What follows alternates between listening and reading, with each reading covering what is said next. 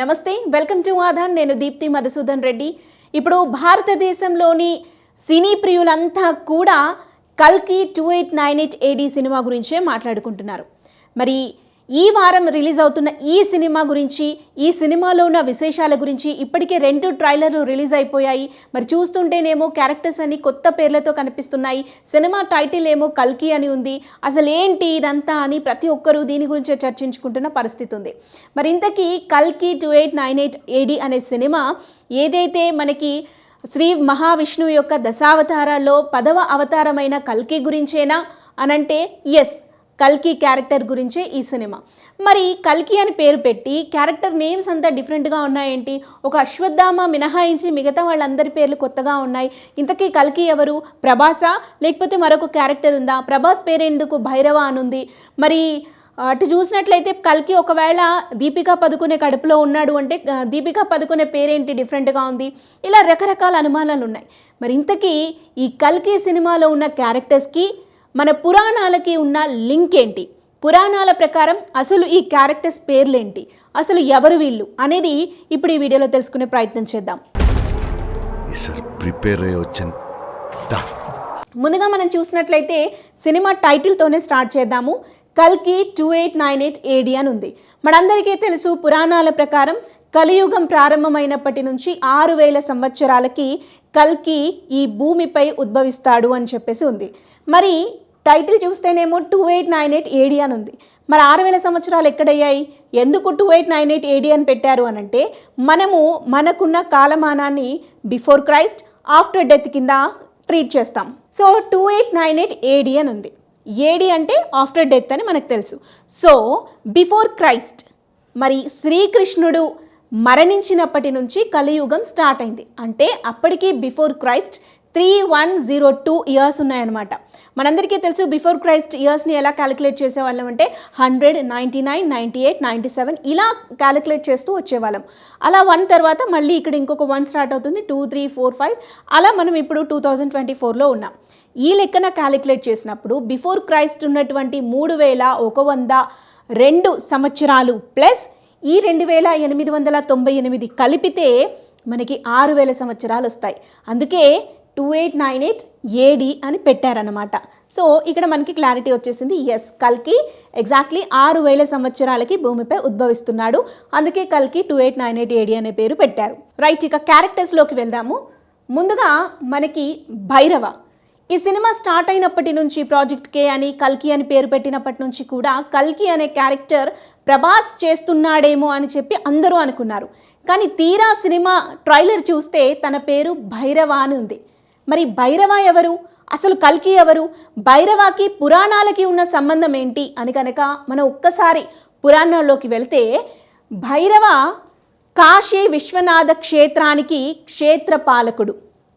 So మీరు సినిమాలో కూడా అబ్జర్వ్ చేస్తే మనకి చివరి నగరం కాశీ అని చెప్పి సినిమా స్టార్ట్ అవుతుంది. అండ్ భైరవకి కూడా కాశీలో ఉన్న ప్రతి ఒక్క ప్లేస్ గురించి, అణువణువు గురించి తెలిసే ఉంటుంది. సో అందుకే ఆ క్షేత్రపాలకుడే ఈ భైరవ. మరి క్షేత్రపాలకుడిగా ఎందుకు వచ్చాడు ఏంటి అనేది చాలామందికి తెలిసే ఉంటుంది. తెలియని వాళ్ళ కోసం మరొక్కసారి తెలుసుకునే ప్రయత్నం చేద్దాము. పురాణాల ప్రకారం బ్రహ్మదేవుడికి 5 తలలు ఉండేవి. అయితే ఆయనకు 5 తలలు ఉన్నాయి అన్న దాంతో, అంటే ఇటుపక్క శివుడికి కూడా 5 తలలు ఉన్నాయి అని చెప్తారు. అయితే మనకు కనిపించేది ఒకటైనప్పటికీ కూడా ఆయన అంతర్లీనంగా 5 ఉంటాయి. సో ఇది పక్కన పెట్టేస్తే ఆయన బ్రహ్మదేవుడు నాకు 5 తలలు ఉన్నాయి, నేనే పరబ్రహ్మను అంటూ కూడా కొంత అహంకారపూరిత మాటలు మాట్లాడతాడనమాట ఒక నిండు సభలో. ఆ సమయంలో శివుడికి చాలా కోపం వచ్చేసి తన ఆంశ నుంచి భైరవుడు ఉద్భవిస్తాడు. ఆ భైరవుడు తన వేళ్లతోటి బ్రహ్మదేవుడు 5వ తలని ఇలా తుంచేస్తాడనమాట. సో ఇలా తుంచేసినప్పుడు ఆ భైరవకి ఆ తల అలాగే అతుక్కుపోయి ఉంటుంది. ఎక్కడ వెళ్ళినా ఆ తలని తన వేళ్ళ నుంచి విడిపించుకోవటం అనేది అతనికి సాధ్యం కాదు. కానీ శ్రీ మహావిష్ణువు ఇచ్చిన సలహా ప్రకారం కాశీ క్షేత్రానికి వెళితే ఆ తల ముక్కలైపోతుంది అని చెప్తాడనమాట. సో భైరవుడు అలా కాశీ క్షేత్రానికి వచ్చేస్తే ఆ తన వేలుకు ఉన్నటువంటి బ్రహ్మదేవుడి 5వ తల అక్కడ ముక్కలైపోతుంది. ఆ తర్వాత కాశీ విశ్వనాథుడు ప్రత్యక్షమై, నువ్వు ఇక్కడే ఉండిపో, ఇక్కడ క్షేత్రపాలకుడిగా నువ్వే ఉండాలి అంటూ కూడా చెప్పడం జరుగుతుందన్నమాట. సో ఆయన శివుని అంశ నుంచే పుట్టాడు, కాశీ విశ్వనాథుడు కూడా శివుడే కాబట్టి తన ప్రభువు చెప్పాడన్న ఉద్దేశంతో భైరవ అక్కడే ఉండిపోతాడు. అందుకే ఆయనకి కాశీ నగరం మొత్తం తెలుసు. సో ఆ భైరవనే ఈ కల్కి సినిమాలో ఉన్న ఈ భైరవ అన్నమాట. సో ఇక నెక్స్ట్ క్యారెక్టర్లోకి వెళ్తే మనకి క్యారెక్టర్ పేరు వచ్చేసి సమ్ 80 అని చెప్పేసి పిలుస్తున్నారు. సమ్ 80 అని సంథింగ్ ఇలా ప్రనౌన్స్ చేస్తున్నారు. మరి మనకి అబ్జర్వ్ చేస్తే కల్కి పురాణం ప్రకారం మనకి వేదవ్యాసుడు రాసినటువంటి గ్రంథాల ప్రకారం కనుక చూసినట్లయితే ఆయన విష్ణుయశుడు సుమతి అనే దంపతులకి కల్కి జన్మిస్తాడు అని చెప్పి ఉంది. సో అక్కడ వ్యాసుడు చెప్పినటువంటి ఆ సుమతినే ఈ దీపికా పదుకొనే సమ్ 80 అన్నమాట. సో అందుకని చెప్పేసి ఈమె పేరు అలా ఉంది అనేది మనకు ప్రస్తుతానికి వినిపిస్తున్న మాట. సో కల్కి ఈమె కడుపులోనే ఉన్నాడు. ఈయనను ఈ కడుపులో ఉన్న బిడ్డను కాపాడటానికి అశ్వత్థామ ప్రయత్నం చేస్తున్నాడు. మరి భైరవ ఎందుకు వచ్చాడు? భైరవ దీపికా పదుకొనే కడుపులో ఉన్నటువంటి బిడ్డను చంపడానికి వచ్చాడా, కాపాడటానికి వచ్చాడా అనేది మనకి సినిమాలో తెలుస్తోంది. ఇక నెక్స్ట్ క్యారెక్టర్లోకి వెళ్తే అశ్వత్థామ మనందరికీ తెలిసిన క్యారెక్టర్. ఎన్నో ఏళ్ల నుంచి అశ్వత్థామ బ్రతికే ఉన్నాడు, ఇక్కడే తిరుగుతున్నాడు. భారతదేశానికి ఉత్తరాన ఉన్నటువంటి హిమాలయాల్లో కనిపించాడని, రాజస్థాన్లో ఉన్నటువంటి గుళ్ళో కనిపించాడని చెప్పి, అటు పక్కన ఉన్నటువంటి పూరి జగన్నాథ స్వామి ఆలయంలో కూడా ఆయన కనిపించాడని రకరకాల వార్తలు మనం వినే ఉన్నాము. సో అశ్వత్థామ నిజంగా బ్రతికే ఉన్నాడా అంటే ఎస్, బ్రతికే ఉన్నాడు అనే మన పురాణాల ప్రకారం మనం చెప్పొచ్చు. ఎందుకు అంటే ఈయనకి శ్రీకృష్ణుడు శాపం పెడతాడు. ఎందుకు అనంటే ఉప పాండవుడైనటువంటి అభిమన్యుడు, అర్జునుడి కుమారుడైనటువంటి అభిమన్యుడి భార్య ఉత్తర కడుపులో ఉన్నటువంటి బిడ్డను అశ్వత్థామ తన బ్రహ్మాస్త్రంతో చంపేస్తాడనమాట. సో ఆ సమయంలో శ్రీకృష్ణుడికి చాలా కోపం వచ్చి తాను చేసినటువంటి పుణ్య ఫలితాల ఫలంగా ఆ బిడ్డను బ్రతికించాలి అంటూ కూడా సృష్టిని కోరటం, ఆ సృష్టి మరి ఆ కడుపులో ఉన్నటువంటి బిడ్డను బ్రతికించటం, ఆ తర్వాత శ్రీకృష్ణుడికి కోపం వచ్చి తనకి శాపం ఇవ్వటం జరుగుతుందన్నమాట. ఈ భూమి ఉన్నంత కాలం నువ్వు అలాగే బ్రతికుండాలి, అండ్ నీకు నీ శరీరం నుంచి దుర్వాసన వెదజల్లుతుంది, నీ ఒంటి నుంచి రక్తం కారుతూనే ఉంటుంది అంటూ కూడా ఆ సమయంలో శ్రీకృష్ణుడు తనకి శాపం ఇస్తాడు. సో అందుకే మనం సినిమాలో కూడా చూస్తే తన బాడీ అంతా కుళ్ళిపోయినట్టుగా ఉంటుందన్నమాట. కుష్టి రోగి ఎలా ఉంటాడో అలా కనిపిస్తాడు. సో అశ్వత్థామ, అండ్ అశ్వత్థామ చాలా బలవంతుడు. నిజంగా మహాభారత యుద్ధంలో అశ్వత్థామ ఒక్కడే మిగిలిన్నాడంటే మీరు అర్థం చేసుకోవచ్చు. కురుక్షేత్రంలో కౌరవుల వైపు పోరాడిన వాళ్ళంతా మరణించారు, కానీ ఒక అశ్వత్థామ మాత్రమే మిగిలాడంటే తాను ఎంత పవర్ఫుల్ అనేది అర్థం చేసుకోవచ్చు. అందుకే తన ఫైటింగ్ స్కిల్స్ కానీ వాటన్నిటినీ కూడా చాలా స్ట్రాంగ్గా పెట్టారు ఈ సినిమాలో. సో అశ్వత్థామ క్యారెక్టర్ పురాణాల్లో మనకు ముందు నుంచే ఉంది కాబట్టి సో ఇప్పుడు కొత్తగా ఏంటి అని తెలుసుకోవాల్సిన అవసరం లేదు. సో నెక్స్ట్ క్యారెక్టర్లోకి వెళ్తే ఉత్తర క్యారెక్టర్ కూడా మనందరికీ తెలిసిందే. తన కడుపులో ఉన్న బిడ్డనే అశ్వత్థామ తన బ్రహ్మాస్త్రంతో చంపేస్తాడనమాట. సో అప్పుడు శ్రీకృష్ణుడు మళ్ళీ ఆ బిడ్డను బ్రతికిస్తాడు. ఆ బిడ్డే పరీక్షిత్ మహారాజు, తన కొడుకే జన్మేజయుడు. ఇక నెక్స్ట్ క్యారెక్టర్లోకి మనం కనుక వెళ్ళినట్లయితే శోభన క్యారెక్టర్. చాలా ఏళ్ల తర్వాత శోభన గారు మళ్ళీ స్క్రీన్ పైన కనిపిస్తున్నారు ఈ సినిమా ద్వారా. మరి ఇంతకీ శోభన క్యారెక్టర్ ఏంటి, పురాణాల ప్రకారం శోభనకి ఉన్న లింక్ ఏంటి అని చూసినట్లయితే ఆవిడ శంబల నగరానికి చెందినటువంటి ఓ వ్యక్తి. సో సినిమా ట్రైలర్ ప్రకారం నేను చెప్తున్నాను. శంబల అనే ఒక నగరం ఉంది అని కూడా మనం చాలా రోజులుగా మాట్లాడుకుంటూనే ఉంటున్నాము. సో మనకి కంటికి కనిపించని ఓ నగరం హిమాలయాల్లో ఉంది, అదే శంబల అని చెప్పి మాట్లాడుతూ ఉంటారు. హిట్లర్ కూడా ఈ నగరంపై కన్నేశాడు అంటూ కూడా అనేక కథనాలు మనం వినే ఉన్నాం.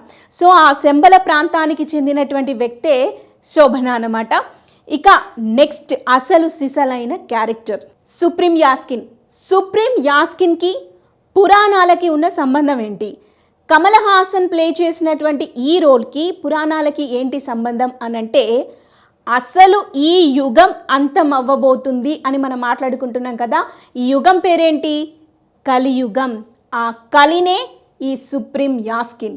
కలి పరిపాలిస్తున్నాడు కాబట్టే ఈ యుగంలో పాపాలు పెరిగిపోతున్నాయి, మరి దుష్పరిణామాలు ఎక్కువైపోతున్నాయి. మనం చూస్తూనే ఉన్నాం మన చుట్టూ ఎలాంటి పరిస్థితులు ఉన్నాయి అనేది. సో వీటన్నింటికి కారణం కలి ప్రభావం. సో సినిమాలో కూడా ఈయన క్యారెక్టర్ని మనకి చాలా నెగిటివ్ రోల్లో చూపించారు. మరి ఆ కలినే ఈ సుప్రీం యాస్కిన్ అన్నమాట. మరి ఈ కలిని అంతం చేయటానికే కల్కి ఉద్భవిస్తాడన్నమాట.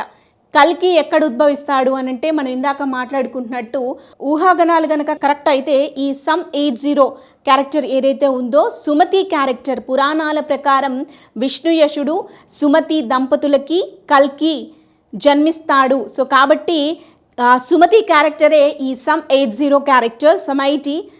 సో ఆ 80 ఈ సమైటికే మరి కల్కి జన్మిస్తాడు కాబట్టి ఈ కల్కి ఈ కలిని అంతం చేయటానికి వస్తాడనమాట. ఇదే అసలు సిసలైనటువంటి సినిమా. ఇక ఈ కల్కిని కాపాడటానికి అటు అశ్వత్థామతో పాటు భైరవ కూడా యుద్ధం చేస్తాడా లేడా అనేది మనం సినిమాలో చూడాలి. మరి క్యారెక్టర్ వైజ్ అయితే భైరవ అంటే శివుని అంశ కాబట్టి డెఫినెట్గా సపోర్ట్ చేస్తాడని మనం అర్థం చేసుకోవచ్చు. సో ఆ కల్కిని కాపాడటం, కల్కి ఉద్భవించటం, తర్వాత కలిని అంతం చేయటం ఇదే సినిమా. అయితే ఒకటే పార్ట్లో మనకి సినిమా మొత్తం చూపిస్తారా, దీన్ని 2 లేదా 3 పార్ట్స్ కింద డివైడ్ చేసి సినిమాని షూట్ చేస్తారా ఏంటి అనేది మాత్రం సినిమా రిలీజ్ అయ్యాకే మనకి తెలుస్తుంది. సో ఓవరాల్గా పురాణాల ప్రకారం ఈ సినిమాలో మనకి ట్రైలర్లో కనిపించిన క్యారెక్టర్స్ కనుక చూసినట్లయితే సో మనకి కమల్ హాసన్ చేస్తున్నటువంటి సుప్రీం యాస్కిన్ క్యారెక్టర్ వచ్చేసి కలి అండ్ శోభన వచ్చేసి శంబల నగరానికి చెందినటువంటి ఓ మహిళ. అండ్ ఉత్తర మనకి తెలిసిందే. నెక్స్ట్ అశ్వత్థామ మనకి తెలుసు. అండ్ సమేటి సో తనే సుమతి క్యారెక్టర్, కల్కి భగవానుడి తల్లి అన్నమాట. అండ్ నెక్స్ట్ భైరవ కాశీ క్షేత్రానికి క్షేత్ర పాలకుడు. ఇది ఓవరాల్గా కల్కి సినిమాలో ఉన్నటువంటి క్యారెక్టర్స్కి పురాణాలకి ఉన్న సంబంధం.